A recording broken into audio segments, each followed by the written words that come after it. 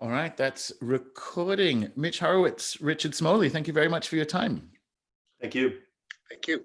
Nice one. Well, as I was sort of, chatting to you guys over email, arranging this episode, I want to have a discussion about how we do history of thought and history of consciousness in Europe or in the European tradition, and then having critiqued that, kind of have a horizontal exploration to the rest of the world where we maybe might learn a thing or two.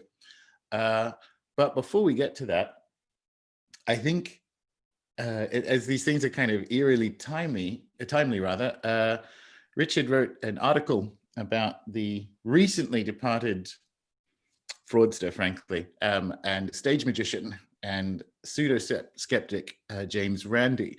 So, Mitch, if you want to start there, because I think this is a really good entry point into one of the ways I think we in the quote-unquote West struggle with things like the critique of thought and mind and so on. But tell us about the article and what happened. Sure. The article is called "The Man Who Destroyed Skepticism." It is a decisive critique of James Randi and his methods and the tone and the mannerism, I think, that he brought to what is today popularly called skepticism, but very often doesn't feel like skepticism or radical inquiry, but feels rather like a very deep-seated partisanship that opposes any kind of scientific inquiry into non-local intelligence. And I thought that ultimately is the legacy that Randi left us with. The piece was published a couple of days ago, as of this recording, on Boing Boing, and it has gotten a lot of support. It has gotten a lot of pushback, and none of it should be surprising at this point in the 21st century. We know what social media sounds like. We know what argumentation is like over social media. And yet, even as much as I claim to be impervious to disappointment, impervious to surprise, I am at least reminded and reminded somberly of how truly, truly difficult it is to have even a full-throated debate of contrasting viewpoints without it turning immediately ad hominem. I made a considered effort in that article to address myself specifically and explicitly to Randi's intellectual deficiencies, in my estimation, to Randi's ethical deficiencies, in my estimation. And if he was turning the spotlight back on me, he would have had his own very full-throated perspective. Never once did I venture ad hominem attacks or anything of that nature unless they were directly tied to the flaws in his intellectual style. And yet the very first thing that the critics come running in with is, "You're dancing on the man's grave, you're smearing the name of so-and-so and so forth." And it is a debate about what I consider to be the corruption of skepticism. And one can push back and think I'm wrong, but every ancillary name that I bring into the matter, whether it's Dean Radin or Rupert Sheldrake or J.B. Rhine, whether I am defending them at that particular moment or just using them as an object example of something that I see as a flaw in Randi's approach, they start getting attacked. And it just seems that we as a culture have lost our capacity to discuss issues absent the ad hominem attack. I have no solution to that. I wish I could maintain that I weren't at all surprised or disappointed by it, but perhaps it's good that I don't lose my capacity to be disappointed by it. I just think that there's a handful of us, I believe, who are capable of having a serious and deeply felt debate without straying into the ad hominem, and I want to encourage that. Yeah, it's before we hit the record button, I was saying your article was entirely above the belt, and given what his detractors know about him, you could have danced a lot harder on that grave, but nevertheless, it was. Do you know what he is? He is a stupid person's understanding of what a smart person is, and that, as you say, it's probably good. You didn't you don't lose your disappointment at the world's disappointments. I guess you don't lose that sense of, oh, I guess But not. yeah, no, and I think you're right. I mean, that's what Pope was critiquing when he talked about the danger of a little learning. And Yeah. we are a culture possessed of a little learning. So, like, this is really good because that's a pseudo-skeptic. So I can ask, we'll start with Richard, because it's in fact an important part of the history of European thought, beginning in ancient Greece, and then sort of being rediscovered in the late Renaissance and so on. Like, for both of you, but we'll begin with Richard. So what is actual skepticism? Well, it's almost anything that anybody wants it to mean. True. But let's look at it in the light of the Western philosophical tradition, going back to Descartes. Descartes went into a certain amount of skepticism, but not really that far. Because in his meditations, he says, what if I'm being deluded by a cruel, merciless demon? What if everything I know is completely false? And that's a riveting question. But a couple of pages later, he said, well, no, because the good God wouldn't allow that to happen. So he backs off from it in any ultimate sense, and he goes on from there. Now, a century later, Kant comes up with another kind of skepticism in the context of his categories, in which he says there are certain categories, by which he means cognitive structures, by which we view the world, and which necessarily filter out that world from us. And the implications of Kant's thought could hardly be overstated. But this is skepticism, I would say, of a legitimate kind. Mm. Now, let's bring it all the way forward into today's science. Today's neurology, the most sophisticated neurology, the most cutting edge research, is telling us that our cognitive experience of the world is severely and radically limited by our senses, right? That's what it's saying. And at the same time, and this is where science itself, I believe, has been somewhat disingenuous, or scientists, many scientists have been disingenuous well, we acknowledge that. And yet they turn around and try to say, well, somehow this limited cognitive sense gives us anything like a complete picture of the universe. And beyond that, we cannot know, we might as well not know. And that's really, frankly, it's dishonest. And that is a start to the crumbling of the scientific edifice. And we'll see what it looks like over the next century. It's funny, I wanted to actually jump in there because if you look at the Enlightenment, this is in my list of questions. So we'll get back to skepticism and Randi's in a minute, but this is at the heart of it in many respects.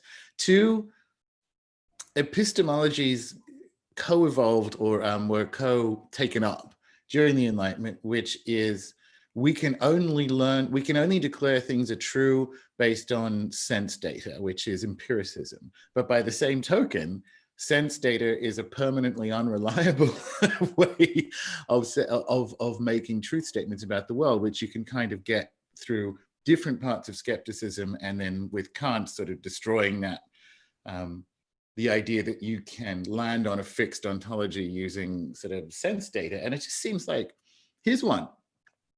Did we have to invent, in both cases, and I think this is Plato's fault, we posit a world that is eternal and unchanging, and then we have changing capacities with which to kind of hack at it or perceive it. But what we've done, and until we sort of invented phenomenology, is we have sort of jumped to either side of what reality might be, which might be that felt experience. But I agree, there's a tension there in how you're probably right, Richard, set the clock ticking for the end of science as a totalizing explanation, because it's built on a contradiction of we can't say anything true outside of what our sense data shows us. Thank you, Bacon and the rest of them. And by the same token, our sense data is very unreliable. So is there a skepticism you would like, say, Mitch? Is there a skepticism you would like, having said all that, kind of, because Randy's version of it is the things I don't want to be real aren't real. Yes, yes. And that's not skepticism. Right. The skepticism that I would like and the scientific model that I would like is one that's not exclusivist, is one that doesn't make the determination that because we've identified one factor, we've identified the whole, we've identified something in its entirety.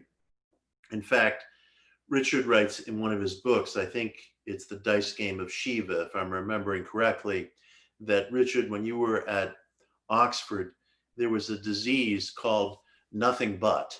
And people would always say, it's nothing but this. The placebo effect is nothing but the release of endorphins in the body. ESP results in lab studies are nothing but confirmation bias. This, that, the other thing, the experience of the holy is nothing but, the release of some enzyme, in the brain or the central nervous system, so this disease of nothing but, I think, has limited our ability to ask authentic questions, to be skeptical. I'm very interested, for example, in some of the current research being done into the placebo response. And, it just gets more and more fascinating and more complex as researchers experiment with different kinds of placebos, ranging from placebo surgeries to transparent placebos to placebos that are actually tested not only on inert substances, but substances that are considered to have some psychopharmacological value that might deliver a kind of added experience if you introduce some sort of shift in perspective on the part of the subject. I'm very interested in all of that. But what you'll be told by most people who report on the sciences, as opposed to those who are in the sciences, which also is another issue entirely, it makes up the overwhelming block of our skeptics today, are people who report on science rather than actually are scientists or MDs or researchers themselves.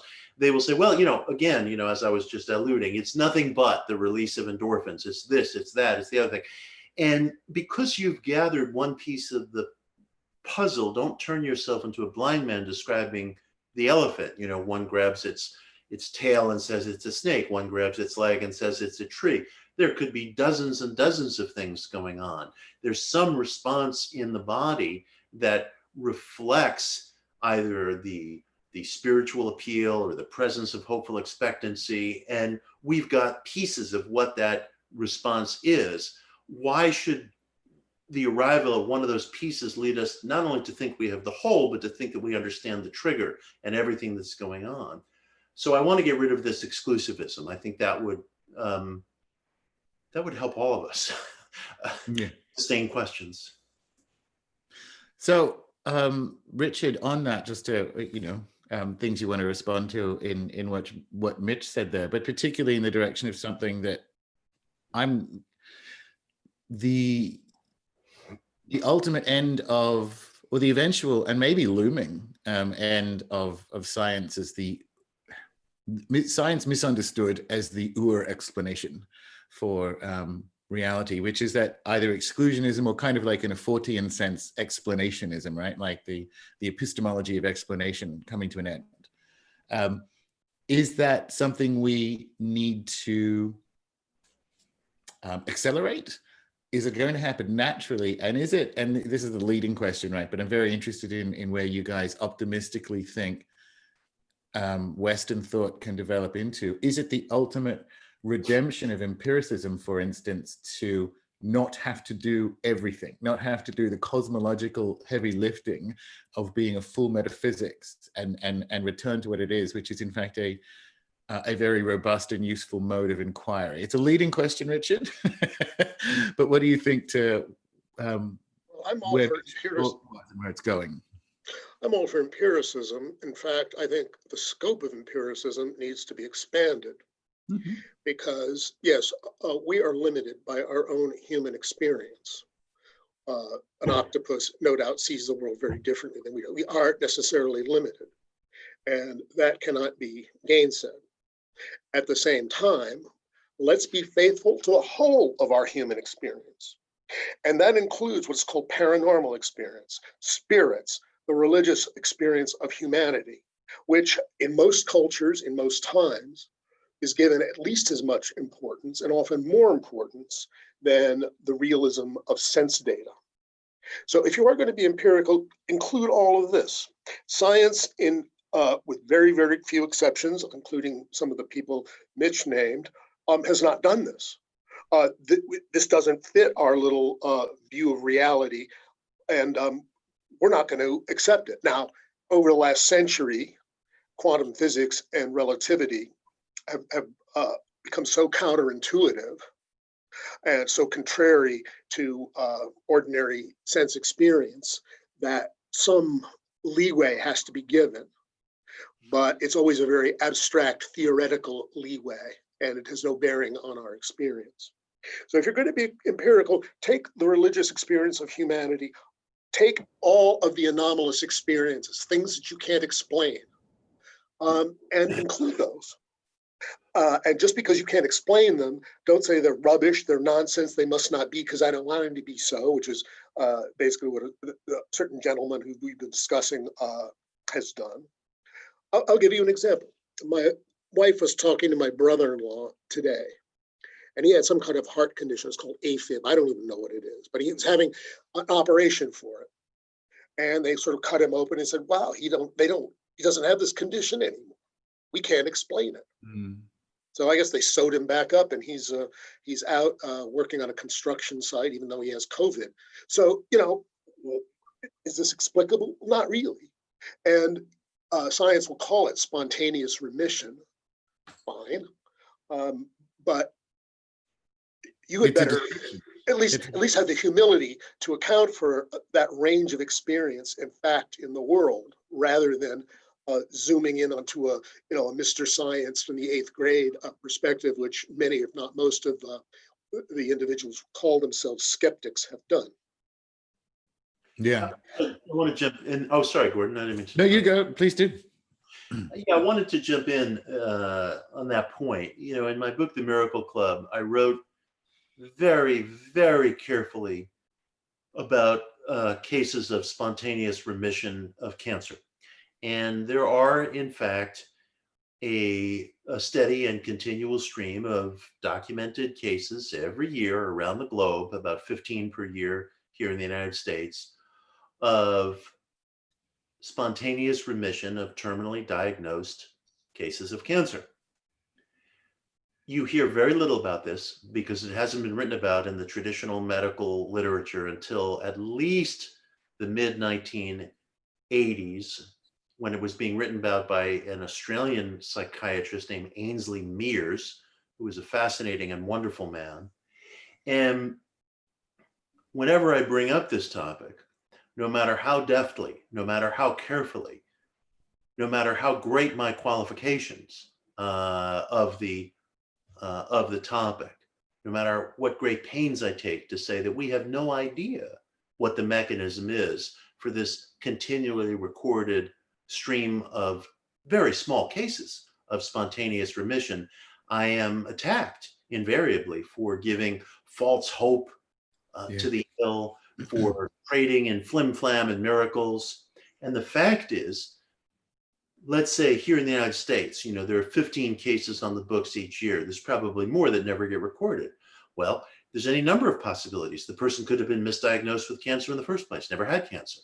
The person might have experienced some sort of virus, maybe that was mimicking cancer, or some sort of virus that helped counteract cancer.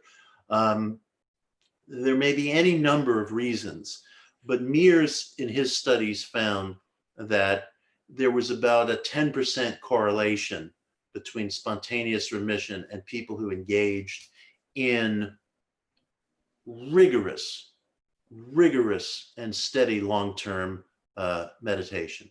It's only a 10% correlation, but that's what he found in his numbers. That doesn't suggest that meditation is a miracle cure for cancer, not remotely. It simply presents us with a question. We have these facts that we can't explain. You could say misdiagnosis, you could say virus, you could say this, you could say that, or you could say we've also found some correlation, some responsiveness to what might be called the meditative or religious appeal. That's all. It is so difficult to discuss this. I'm Gordon. I don't know whether you leave on the comments chain, but I'll have to sort of lock myself away, when the thing goes live, to keep myself from looking at it. It's impossible to discuss, and that's a real problem. Isn't it strange, that in the broader culture, this would be impossible to discuss, no matter how many qualifications are brought to bear on it. And I just don't think that's necessary. But do you think that's getting better? Because here's something I've been sitting with the latest worldwide health incident, is the Charles Fort's model of dominance, right? So well before Kuhn and much better than Kuhn, he had this idea that like reality literally updates and changes the things that are and aren't true, and it's based largely on the sort of damned facts that fit outside the cosmology of the time, right? So the dominant of science has the epistemology of explanation. And this comes back to spontaneous remission. Like that's explanationism. It's just a description. It doesn't actually get to what's going on there, because what that is a damned fact. Like that troubles the dominant of science, right? But the fact, this latest worldwide health incident has the entire planet fixated on the shortcomings of the explanationist model, because who's getting this, who's not, what things work, what don't, like, so shortcomings in the viral model, shortcomings in non-pharmaceutical interventions, people who have different reactions or what have you. And it's, and very much the argument we're not good at observing that without going like, therefore 5G or whatever. But what I see at all these attempts at explaining is the end of explanationism. And it just seems curious that Fort was like, okay, so the next thing that happens after the dominant of science is the dominant of wider inclusions. And we move from an epistemology of explanation to an epistemology of inclusion, which is literally the word you used, Mitch. And so that's kind of why I asked the question, do you think, like, what does science look like in 2100 versus today? And we have to go through the end of a cosmology that doesn't want to end, and that's gonna suck, right? But I wonder if it is the shortcomings in explanationism aren't so acute, especially right now, that it doesn't begin or accelerate the process of people maybe loosening. Like, you couldn't have a James Randi today, put it that way. I don't think the pH conditions of culture would allow for a James Randi today, and I view that as good. What do you reckon, either of you? Yeah, that sounds good to me. What science is going to turn into is very hard to say, but I think a lot of, I do sometimes just have these just flashes of angry mobs, lynching scientists and smashing labs, just the way the Christians destroyed pagan antiquity in the 4th and 5th centuries. And it will be rather similar reasons. You pretended to a truth and an authority that you didn't really have. And I'm not wishing for this to happen, but people do destroy civilizations. People do this as a matter of course. Mitch and I are both familiar with the teachings of Gurdjieff, and his magnum opus, Beelzebub's Tales to His Grandson, is basically about this in human history. So that is one thing if we seriously have to face. I think an advantage is genuine humility as opposed to false humility. Yes. And the other thing is, to go into the positive thinking thing, part of the trap of this materialistic model has to do with people, it's seeing people as victims. because Mitch alluded, if you have some control, some internal control over whether you have cancer or get better or from it or not, suddenly you're not a victim. And even suggesting this, as Mitch pointed out, means you're kind of not compassionate. We live in a society in which compassion has been almost exterminated, except in the most hypocritical ways. So this is a rather funny criticism to make, but it often is. So the minute you suggest people are not victims, you raise people's hackles, because it's easier to think of yourself as a victim. Yeah. Anything there, Mitch? There's a lot to unpack. I recognize very acutely, especially from the last 24 hours, the authoritarian and religious and doctrinal tone that is taken by people who would claim to be defenders of science. Interestingly enough, on social media, I responded to very, very, very few of the barbs and bricks that were thrown my way. The only the only critic to whom I really responded, in almost at all, and it wasn't a very long exchange, was an MD, and we had a little back and forth, not very productive, but I was struck that of all the people that were throwing rocks, there was only one actual scientist. Everybody else was some kind of activist on behalf of what they call science, rather than, people doing actual clinical work. And I noticed that there was an authoritarian and a very religiously based language. I was criticized for comparing a group of skeptic activists to jihadists, digital jihadists. And this was considered to be outrageous that I would do this. And I pointed out to one of their defenders, they call themselves guerrilla skeptics. They refer to themselves that way.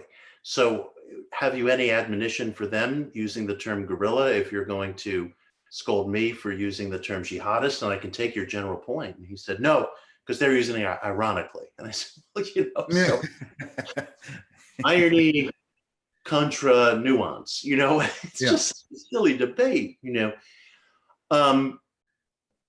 So I don't, apropos of what Richard was saying, about kind of this transition from one religious system to another, those who would defend materialism as a philosophy don't do themselves any favor by adopting religious and authoritarian language. They don't, but I also don't, they're not centered in culture the way the new atheists were maybe 15 years ago, right? So that's what I mean by I don't think, and even by the end of his life, as you sort of point out in the article, the so-called Education Foundation was just like a Vegas conference. Yeah. He was a stage magician rinsing dumb people, particularly for the last couple of decades. And so they're not even, it's not culturally centered the way it was in the sort of Dawkins Hitchens era. And I don't think it could be. It just doesn't feel like the PH and culture would be, that was a real post 9/11 moment when you could get away with some fairly bracing Islamophobia like Dawkins did, right?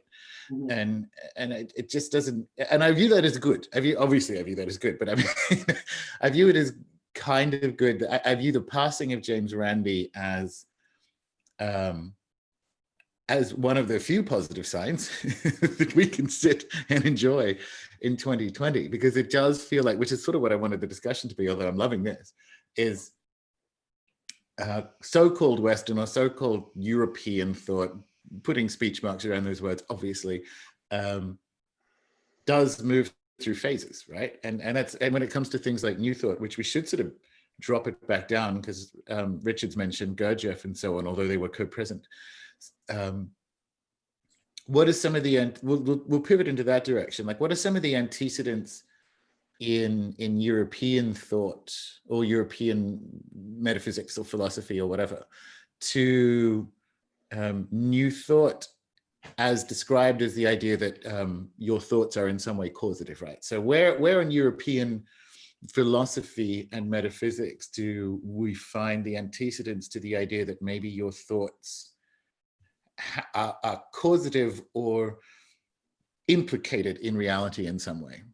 So who wants to go first on that one? I don't see a lot of it before the 19th century, because before that, the closest analog was that of Platonism, which held that there are these ideas or forms in which existed in an ideal world, and which each object in its specificity somehow participated in ways that somehow Plato never managed to make particularly clear. For example, well, James Joyce put it very vividly by saying, hoarseness is the whatness of all horse. There's this form of the horse, and Plato in the Republic even talks about the form of the bed, as in the couch. It's still very hard for me to go from here into thought power that developed out of a new thought in the United States in the 19th century. And I have to say, I think at this point, from everything I've seen, certainly Phineas Quimby, who was the teacher of Mary Baker Eddy, and who basically invented New Thought, along possibly with Andrew Jackson Davis in the same era, really broke new ground. And as I think Mitch's book, One Simple Idea shows, for the first 3 or 4 generations, this had to do with physical healing. And then it morphed in the early 20th century and beyond into prosperity thinking. You could think yourself well, you could think yourself rich as well. So I'm not seeing a huge number of antecedents in mainstream Western philosophy about this. It just seems a lot of it more and more, I think it just seems to be kind of an American origin. Yeah, I think that's a very, very important point. And I would say, as a precursor to Quimby, of course, you have Franz Anton Mesmer. And, that would have been, he really showed up in Paris just a few years before the French Revolution. So we're really getting to the brink of the 19th century at that point. And I think that what Richard said is very important, because there are these modern concepts that we walk around with, including concepts of the subconscious mind, which I think wouldn't have been recognizable to people 200 years ago. In fact, Mesmer's best students were the ones who edged away from his theory of a animal magnetism, or this kind of animating ether of life. And they said, well, maybe the master was wrong about that, but he certainly got at something. There's some greater glacial hole to our intellect. And they began to move towards what would eventually get called, by the late 19th century, the subliminal mind, the subconscious mind, then later the unconscious. This stuff is all much newer than I think most of us realize. And New Thought is, in many respects, an American innovation, this idea that thoughts are causative. And if you had said to somebody 200 years ago, just think positive and it'll all work out, they would have looked at you in absolute disbelief, not realizing, what are you talking about? What I am thinking, and what do you mean by think positive? And it just wouldn't have added up. So this stuff is recent. It's a recent innovation. And I always tell people, because something is antique doesn't mean that it has gravity. Because something is new or novel doesn't mean that it's flimsy. You have to try it. This in every aspect of that word. This goes back to what we were saying about the poverty of skepticism today. Do you think, because I agree, like philosophically, there are some big jumps, and you could sort of argue the toss and go, Ficino's rediscovery of Hermeticism, but it's not like a lineage that shows up in the 19th century that is observable in text. But do you think there was a sort of, and I mean this because I like magic, do you think there was a sort of bumpkin New Thoughtism that predates it? So you might not have said to someone 200 years ago, just think positive, but you might have said, pray to St. Jude every night. Right. And so do you think there is a almost like a performative antecedent to New Thought's notion of that we miss, because it's it's folkloric, right? Like it's not texts that are available. Do you think? Yeah, I mean, I would say that in a sense, what you're going back to is Fraser's concept of magic versus religion. Religion, in fact, religion, said Fraser, was a confession of human impotence, because magic is quasi-scientific, or at least as he formulated, if you do this, X will happen. And whereas religion is saying, well, I don't know, might or might not happen. If I ask really nicely, some power greater than myself will make it happen. But I still don't see any kind of equivalent of thought power in those things, like old magic. Old magic before, say, Eliphas Levi in the mid-19th century was about bringing down certain astral influences, or getting spirits to do something for you. Invoking spirits, getting X spirit will do this, so you invoke him and basically drag him out of wherever he is and make him do this for you. The fact that he might find this kind of rude and not want to do this for you just because you dragged him up and told him so doesn't seem to have occurred to these people, but there are warnings that indicate that that could be a problem. So I think magic in its current form simultaneously started in America with New Thought, and in France with Eliphas Levi, who dwelt very heavily on the concept of the astral light, which is this mind stuff that can be shaped and therefore affect reality. I don't think these two discoveries had anything to do with each other, but they were very similar. I think this, because that's a really good point to make. We can't causally connect them. But what I was going to say is, because the way I do or think with history is to say nothing is spontaneous. Everything has some sort of antecedent because we're in a flow. But it's not like a textual antecedent.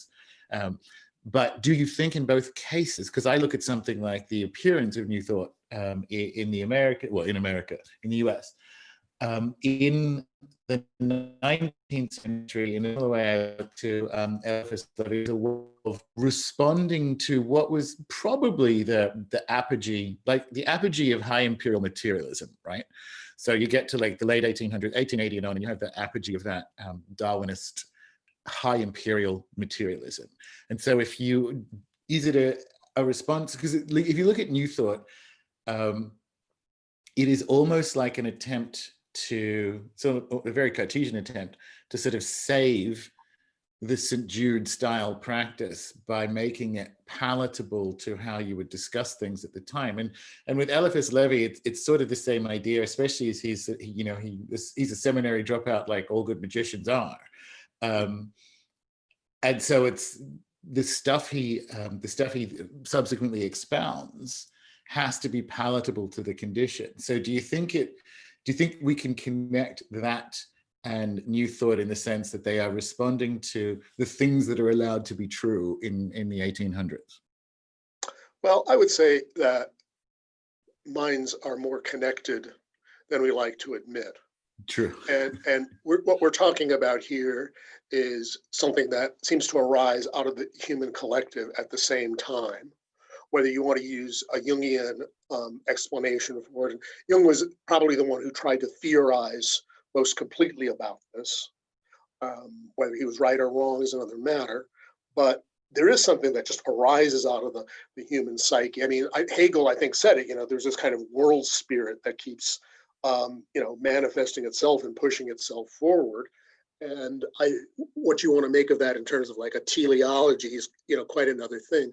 But, the human mind, our minds are joined in a much more radical way. And so the same idea, Leibniz and Newton think of the calculus at the same time. And, both of them spend the rest of their lives accusing the other of ripping him off, So this just seems to be happen. I would say it is a manifestation of that. Again, cool. I think particularly here, explanationism is very, very premature. Definitely. If, What do you if I think, Mitch? may, I'm always intrigued by the existence of parallel insights. Gordon, you mentioned Hermeticism and the Western world's re-encounter with Hermeticism in the Renaissance, and the books of the Corpus Hermeticum that have come down to us, particularly books 1 and 11, have ideas in them that coincide pretty decently with contemporary New Thought. Now, there was very little in the way of English translations of the Corpus Hermeticum in the rural United States in the mid-19th century. People have too limited an idea of just how rural and agricultural a place the US was in the mid to late 19th century, and people who were growing up in Vermont and Massachusetts and Michigan, and usually in circumstances where their household might have just had a copy of the King James Bible and very little else, maybe some etiquette books. They didn't have translations of the Gita or the Corpus Hermeticum or anything much else laying around. And yet they fitfully, like Quimby, like Mrs. Eddy, arrived at some of their own experiments that seem to coalesce with it. And there's a kind of interesting quality to that. Call it numinous, call it a world mind, call it historical parallels, call it a scent trail of truth when people separated by vast distances have common insights. Now, one interesting thing for me, it's kind of been my blessing and my curse, but this is just how it is. At one point, years ago, I started to feel really drawn to some of the popular New Thought literature, the books that we're supposed to all make fun of, the books that are just supposed to be for dummies, like The Power of Positive Thinking and It Works and Think and Grow Rich and The Power of Your Subconscious Mind and the grave, unmentionable, The Secret, That Cause of All the Problems of the 21st Century. And I have my critiques and my criticisms of these books, and I understand that some people are deeply put off by their aesthetics. I'm not. They're deeply put off by what they perceive as their simplicity, and that's where I begin to part ways. You used a phrase, Gordon, that I actually really like and that I would embrace, and that was a kind of bumpkin New Thought, and I like that. I like that. I mean, I believe that there are folkways through which people can find their way to insights that could prove to be extraordinary and repeatable, and if not repeatable, at least things that occur. And that occurs today and in previous generations through this kind of pop literature. And I think that this pop literature, personally speaking, opens up certain doors, and it gets people thinking about different possibilities and different ways to use their minds. And I think we spend too much time, we as a culture, throwing rocks at this pop literature very often without any familiarity with it whatsoever. And very often it's a cultural and an aesthetic position. It's almost a matter of taste than it is anything else. And so that literature has really haunted me in a good way. It's you need, and Bacon seems to have missed this among others, but you actually need a theory of mind to do, it sounds obvious, you need a theory of mind to do a history of thought in the first place, right? Mm-hmm. So as Richard said, like, and we just discussed, the co-eruption of similar concepts, so they're co-located in time but not space, requires a theory of mind to come to terms with that, staying with Jungian descriptions, that may not necessarily be there in the theory of mind that we've inherited through European thought. So you do get caught in this loop of going like, well, the spontaneous arrival of these things as thoughts invites us to a theory of mind to be with that, which kind of is the beginning of that positioning. And what I only half mentioned the Corpus Hermeticum, or like the Hermetica in general, because it's like a marvelous collection of documents in which you can find everything. Mm. So and that's its power, right? Like good sacred texts, the value is in the engagement with them, rather than the it clearly says this, and like, well, it does. Like there is co-creation in the Hermetic text, but there's also a lot of not co-creation in the Hermetic text. So if that's the case, right, and this is why I mentioned co-creation. So we've sort of got to the arrival of new thought in the 19th century America is without antecedent in the sense of a traditional or materialist understanding of history and theory of mind. And it's one of the ways that it can open you up to an improved theory of mind than the one that is prevailing. What do you think are the closest, kind of going horizontal out of the history of European thought around the world? Where do you find, dare I say, the closest corollaries to it? Because let me explain why I wanted to do this episode. I have this idea that, and it's just an idea, like I could probably argue it in the pub, right? But I have this belief that part of this wider process of getting past materialism and the broader decolonizing project of the West requires a healthier way of doing comparison in like the Jeff Kripal sense of sort of looking horizontally with less of the judgmental imperial mind virus. And I just have this belief, this guess, that the true things, and it's almost like an updated, actually, this is a good one for you, Richard. If you look at the attempts at cohering a world religion, so something like theosophy, in the 19th century, remarkable and fascinating attempts that they are, things like the Golden Dawn have that horrible imperial power structure where you look across the world for explanations of why we think this way. Do you know what I mean? And so I'm just wondering, I think we need to do comparison again. We need to learn in a less hierarchical way. And one of the things that I do think we should expect to find around the world is, and this is from you, Mitch, like new thought in a sentence is basically the idea that some of our thoughts are causative. I think that's the best clean description of it. But do you think we find stuff like that horizontally that invite more material into improving our theory of mind, or just even just to sit with those parallels as being unusual or food for thought? What do you reckon?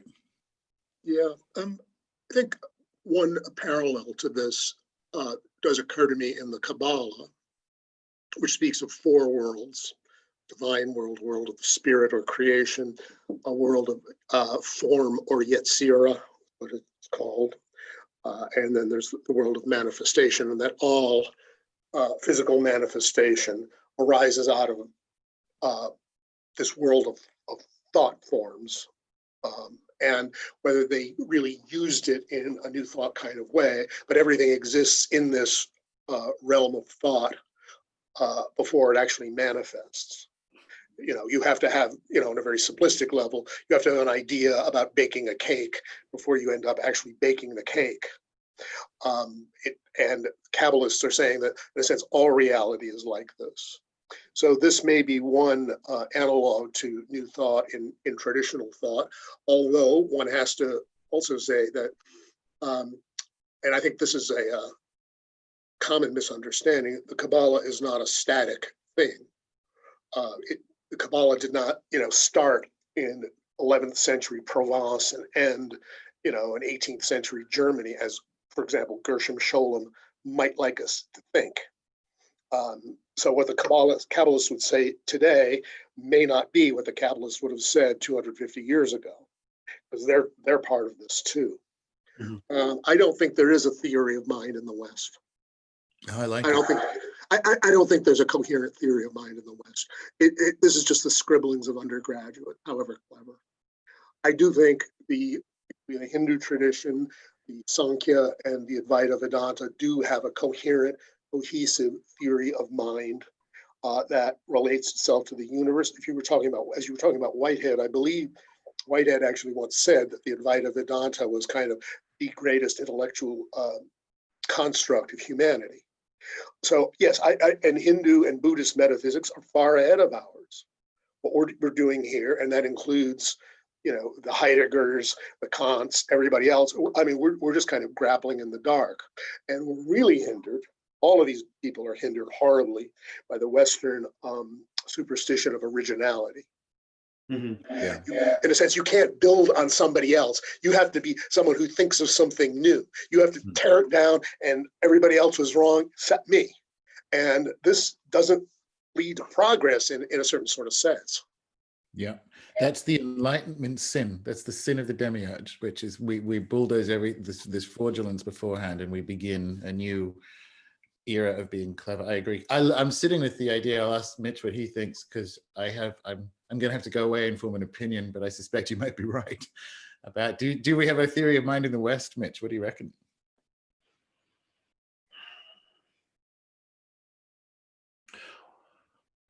I can't say that we have a theory of mind in the West. No, we have a popular creed in the United States. The popular creed in the United States is positive thinking. It's thought causation. It unifies everybody, whether we like it or not.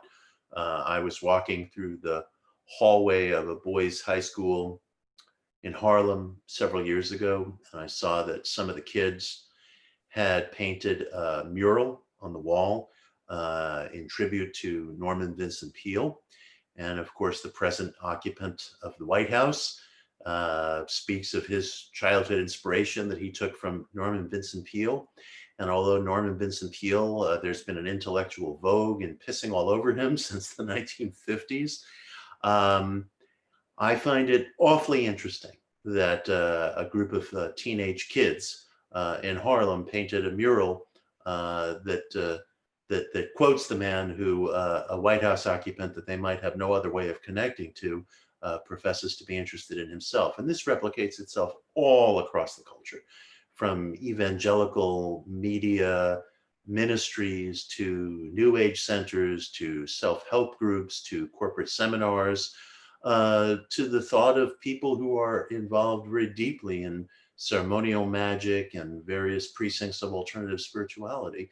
We don't have a theory of mind in the West, but we do have a kind of popular civic culture that thoughts to some greater or lesser degree are causative, that what you think can radically and dramatically alter your circumstances, that you are a self-made being to some greater or lesser extent. And I think that in this society, most people of virtually every background, most would agree with that. And that's interesting to me. That's interesting to me. We do have some degree of civic cohesion, although we rarely acknowledge it. And within opinion-making media, it's very often mocked.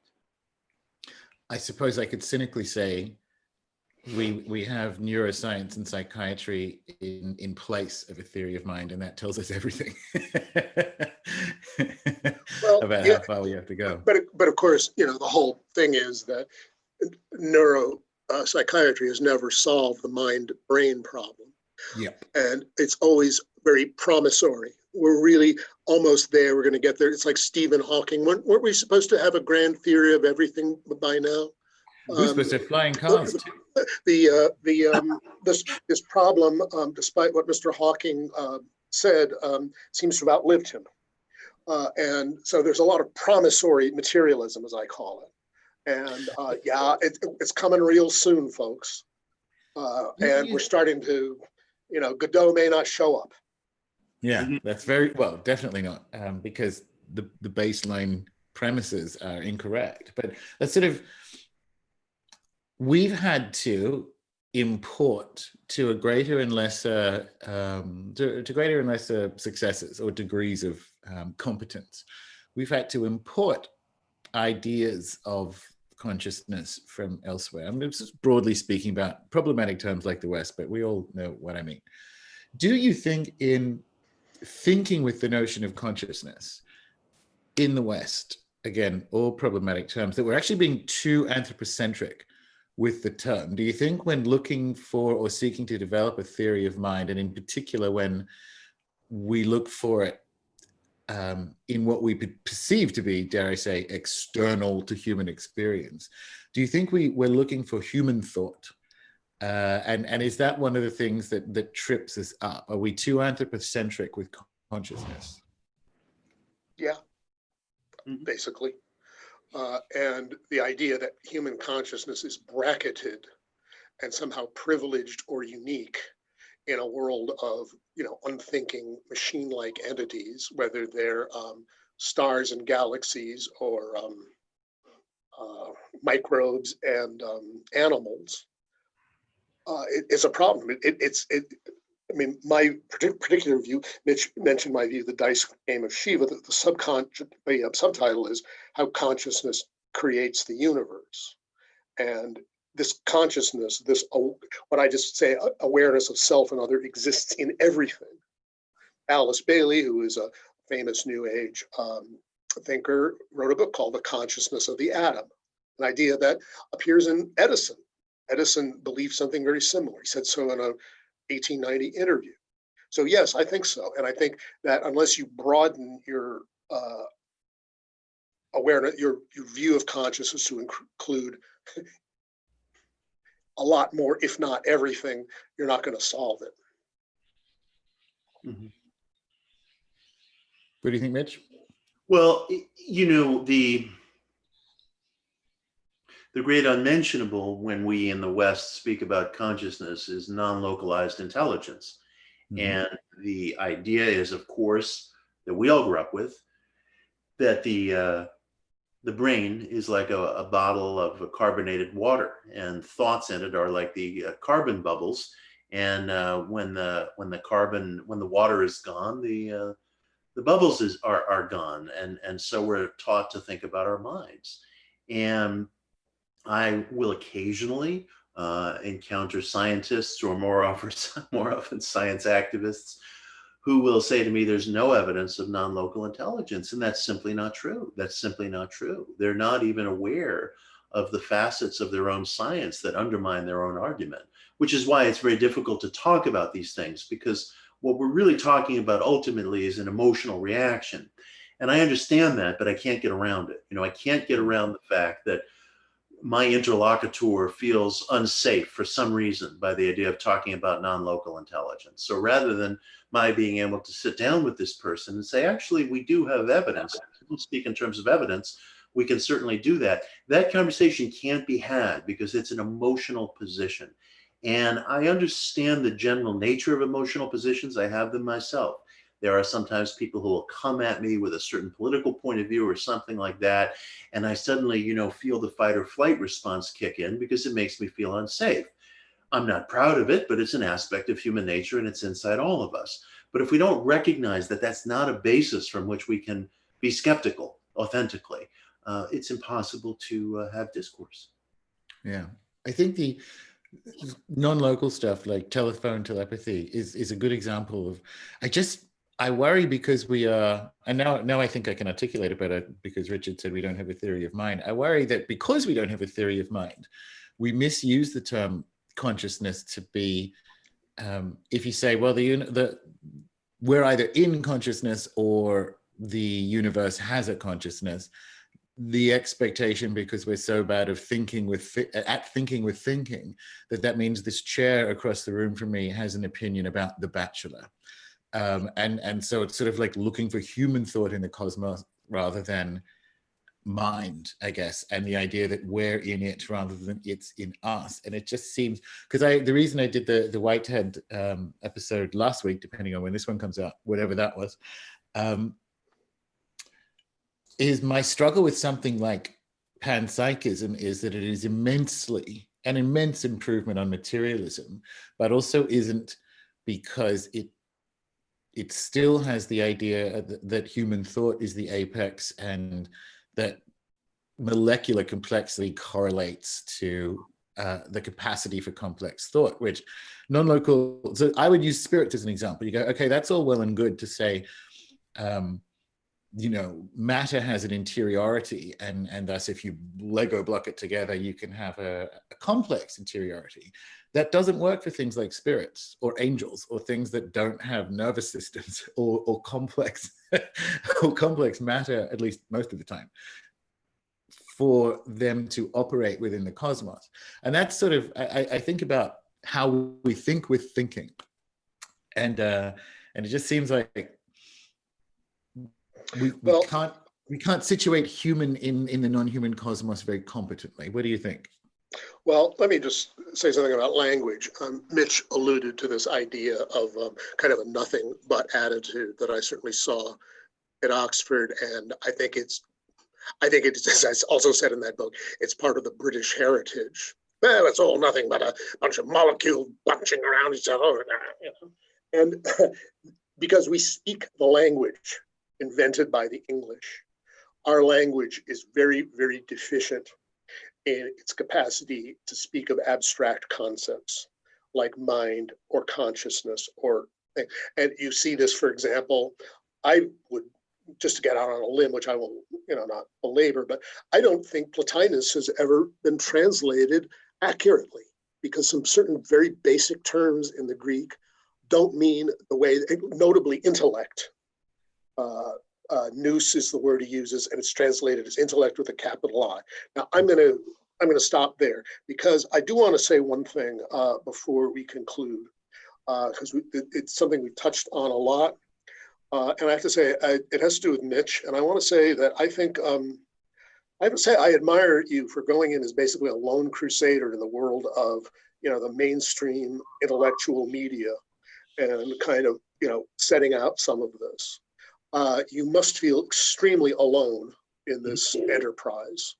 And I can see that you've obviously gotten a lot of flack from it. Mm-hmm. But I think you have shown an enormous amount of courage in doing that.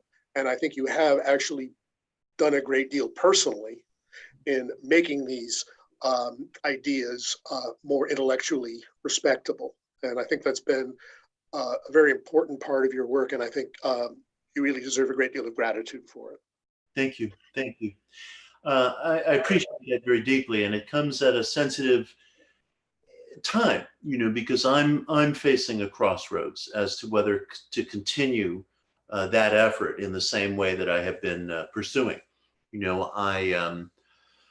I was, when I completed this article on James Randi, I worked very hard on it, very, very hard on it. And it's backed up with every link and reference that you could reasonably ask for. My arguments are prescribed to what I believe were Randi's very serious intellectual deficiencies and the negative impact that he left in his legacy. And I can tell you, it was very, very difficult to get a hearing, for that piece among mainstream editors. I had mainstream editors at newspapers and magazines that you would have heard of who have been very friendly to me in the past, and everything was just fine. Silence, absolute silence. And I had a couple of people who stepped up, and I made my choice to publish it with Boing Boing, because there was an editor there who I thought was uniquely sympathetic to my point of view. Boing Boing has a better group of editors than I think group of readers. There's a lot of materialism on Boing Boing, but the editors themselves are really terrific and very wide ranging in the questions they're willing to sustain. That said, I was saying to my significant other the other night, I just don't know. I don't know if this is worth it. I've made my stand. I have made my stand. I mean, you name a mainstream publication, chances are I've had a byline somewhere along the line in there. And let me tell you, it's exhausting. It is absolutely exhausting, because you are continually expected to kind of cheapen or dampen down or bring a cynical outlook to a point of view that just doesn't truthfully lend itself in that direction. And one of the difficulties of writing for all media in general is there are cultural affinities that you have to accommodate yourself to. And if you have a cultural affinity that says, New Age is all nonsense and there's no difference between Marianne Williamson and Donald Trump because they're both trading in narcissism, well, that's not exactly true. That's not exactly true. Life is much more complicated than that. And if you say, well, these crazy QAnon people here in America, they're all, trafficking off of New Age ideas, it's much more complicated than that, much more complicated than that. But that doesn't, my expression of that point of view, which I haven't proffered, but I'm just framing the problem. My expression of that point of view doesn't have cultural affinity with the mainstream. And that creates a tremendous effortful journey to try to broach some of these ideas in the mainstream. And I've done a lot of it. And I am undecided at this moment whether I should continue in that direction. Well, let me just say this. It's not my business to say whether you should continue in a given direction in your life or not. But I must say, I do admire you enormously for the amount that you've done so far. I have enough of a sense of that milieu to know how incredibly difficult it is, and the amount of courage and tenacity you've had to show in doing what you've done. So I, at this point, just expressing my gratitude. You'll take that and use it to make whatever decision you're going to make in your life. But I am very grateful for the enormous effort and work you've put in. And I have at least some idea of how much has gone into that. Thank you. Yeah, it's a nice, this moment invites us to reconsider what we're doing things for, right? So maybe if you do decide to continue with it, because I certainly get the feeling of what it's like. It's like, well, why am I doing it? And I think it's something like this. Is it like, am I carrying fire to the next place we can competently and safely have a campfire, right? Like, is the process of continuing to do that thankless at the moment so that it can subsequently happen? And that sucks if that is in fact it, Mitch. that is definitionally thankless for a time. But if that's what it is, because it's funny, like my background, as you know, is media, like TV and magazines and things. And the people who actually work at them themselves are very sympathetic to it. But the way commercial media, the discursive nature of commercial media makes that very challenging to actually put to a reader or a viewer or what have you. But actually, the people I worked with certainly would certainly be open to the kind of stuff you write. I mean, and many of them would take it even further. And I'm talking like Discovery Channel and Time Out and whatever. The people there are sympathetic, but it's that. So it does come back to why would you? And it's a real question for you, I guess, Mitch, like, why would you want to continue to do it if perhaps the framework or itself doesn't allow for it? I'm not sure. It's a good one. It's like the next level down. I see where your thoughts went there, Richard, because we're talking about the limitations of English and then the limitations of almost like commercial English are even worse at that point. Or even intellectual English. Yeah. Yeah, I mean, I think one point that I find useful is various people who I consider to be teachers have said to me more than once, we're not really working for now. We're working for 100 years from now, 200 years. And of course, you'll never live to see the results, just the way an 80-year-old man who plants a peach tree will never eat his fruit. But I think if you take that longer perspective, it's going to seem a lot less futile. I appreciate it. You'll never be able to see the results. Well, no, you won't. But I think that perspective has been very, very helpful for me personally. I appreciate that. And my message to all the kids out there is when the Ramones come along again, go to their concerts and buy their T-shirts. Don't just wear their T-shirts 20 years after they're all dead. With our culture. I like it. Well, guys, this has been great. I've kept you long enough. We've thought about thinking and talked about talking, and that has been cathartic for me personally as well. But I think we've covered some really interesting material here. So for people who want to know more about your good selves and where they find you and so on, lay it on us, Richard. You can go to my website, which is innerchristianity.com, and that has my works on it. There's a Wikipedia article about me. I also have a number of YouTubes, largely produced by the Theosophical Society based on lectures that I've given. But my books are all available on the usual sources. There are, as of February, there will be a dozen of them. Nice. What's the February one? The Truth About Magic. Very cool. We'll have to have you back on for that. Yeah, it's basically, well, it is steering a middle ground. Is it skepticism is, as I think we've shown, rather ridiculous. Credulity is also ridiculous. So where do you go in the middle? And that's what that book is about. Oh, Wonderful. that's going to be great. I'm very much looking forward to that. Yeah. And you, Mitch, Mr. Horowitz? People can find me on my website as well, mitchhorowitz.com. They'll find links and videos and books and a variety of things. Although I'm more up to date on social media. I'm on Twitter at Mitch Horowitz, and I am on Instagram at Mitch Horowitz 23. Nice one. Well, once again, thank you very much for your time, guys. This has been a really, really cool chat. And for people who want to know more, of course, if you're watching this on the replay, you'll find it in the show notes. But thanks, guys. Thank you so much. It's been a pleasure. Likewise. Have a great evening.